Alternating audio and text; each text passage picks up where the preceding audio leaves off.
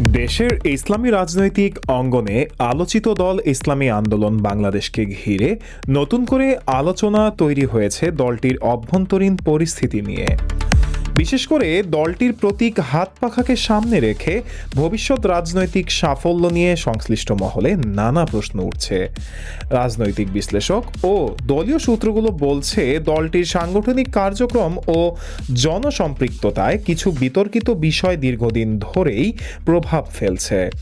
এর মধ্যে সবচেয়ে বেশি আলোচনায় রয়েছেন দুই ব্যক্তি, মুফতি রেজওয়ান রফিকি এবং মুফতি হাবিবুর রহমান মিসবাহ। সংশ্লিষ্ট মহলের মতে এই দুই ব্যক্তিকে ঘিরে নানা সমালোচনা ও বিতর্ক দলের ভাবমূর্তিকে প্রশ্নবিদ্ধ করছে।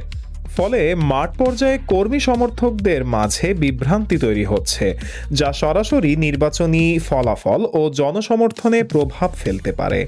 বিশ্লেষকরা আরও মনে করছেন, দলটি যদি তাদের রাজনৈতিক কৌশল পুনর্মূল্যায়ন করে এবং বিতর্কিত ইস্যুগুলো সমাধানে কার্যকর পদক্ষেপ গ্রহণ না করে, তাহলে কাঙ্ক্ষিত বিজয় অর্জন কঠিন হয়ে পড়বে।